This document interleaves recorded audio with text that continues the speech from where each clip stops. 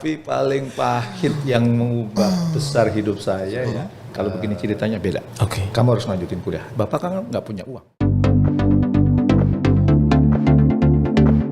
Pengalaman pahit yang kayaknya itu memberikan arti bagi Bapak. Banyak.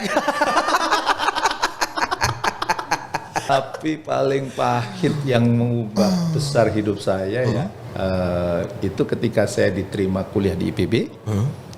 Sebenarnya waktu itu bapak saya sudah nggak sanggup, tapi karena saya dipanggil oleh rektor IPB waktu itu Pak Andi Hakim Nasution masuk tanpa tes. Akhirnya saya bilang, Pak, saya dipanggil IPB, ini surat undangannya. Dalam surat undangan ini saya harus bawa uang 150.000. Melanjutin kuliah enggak? Bapak saya baca suratnya. Kalau begini ceritanya beda. Oke. Kamu harus lanjutin kuliah. Bapak kan nggak punya uang. Ayo temenin bapak cari pinjaman. Akhirnya saya dibonceng sepeda sama bapak saya, datang ke rumah orang kaya di kampung saya, ngobrol ke sana kemari, sampailah pada pokok pembicaraan. Pak, Jamil diterima di IPB, ini surat undangannya. Dalam surat undangan ini Jamil harus bawa uang 150.000. Tolong pinjami kami uang 300.000. Tanpa saya duga, orang yang kaya di kampung saya kan harapannya, wih, ada orang kampung diterima di IPB kan seneng ya. Ternyata orang kampung itu berdiri, Bu, menghina bapak saya itu. Kalau sudah tahu miskin gak usah belagu. Miskin aja belagu. Belum kuliah ada sudah pinjem. Gimana nanti kalau kuliah? Ya kuliah itu lama. Dan ini kata-kata yang saya garis bawahi. Sekali melarat tetap melarat sampai hari kiamat. Ya, sekali miskin tetap miskin sampai hari kiamat. Mendengar bapak saya dihina itu saya nangis. Ya, tapi itu hebatnya bapak saya. Begitu saya nangis dia pukul meja. Bapak nggak usah sombong. Jangan mentang-mentang kaya menghina saya seenaknya. Saya punya harga diri, Pak. Dan perlu bapak ketahui tanah saya masih luas. Permisi. Gitu. Sampai segitunya, Pak? Iya. Saya diponceng pulang sepeda. Di tengah jalan bapak saya tanya, Pak, tadi bapak bilang tanah kita masih luas. Tanah yang mana? Sambil ngejar sepeda bapak saya jawab, itu milik Pulau Jawa. Pulau Jawa.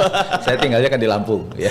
Iya. Mendengar itu saya pukul dari belakang, Pak, kenapa bapak bohong? Selama ini saya nggak boleh bohong sama bapak. Ya. Tapi kenapa hari ini bapak bohong? Dan saya masih ingat saya pernah ditempeleng sama bapak karena gara-gara bohong. Tapi sekarang bapak bohong. Saya nggak suka bapak bohong. Saya nggak suka saya pukul. Bapak saya menghentikan kejutan sepedanya. Dia turun dari sepeda langsung meluk saya. Oke. Ya, Mil, baru kali ini bapak dihina di depan anak bapak. Mil. Bapak malu, Mil. Bapak harus menjaga harga diri keluarga. Kamu harus jadi insinyur pertanian. Nah, sejak saat itu saya punya pikiran, saya wajib menjadi orang kaya. Tapi saya kayaknya bukan kaya yang menghina. Kayaknya kaya yang memberdayakan orang. Menolong orang miskin supaya dia tidak layak dihina seperti saya. Itu mungkin menurut saya pengalaman yang mengubah hidup saya. Yang waktu itu saya tidak tahu itu istilahnya apa. Baru setelah saya mendalami diskusi, mendalami, oh itu yang namanya sukses mulia.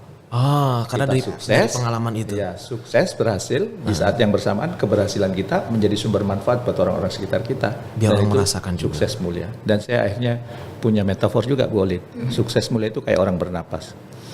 Dihirup sukses, jangan lupa dilepas mulia. Nggak boleh kita cuma nggak dilepas mati, atau nggak boleh kita cuman mulia doang, belum sukses sudah belagu, mendirikan panti asuhan, panti jompo, nanti akhir bulan cari sumbangan ke sana kemari, pakai lagu lagi ya, ya dana, ya dana.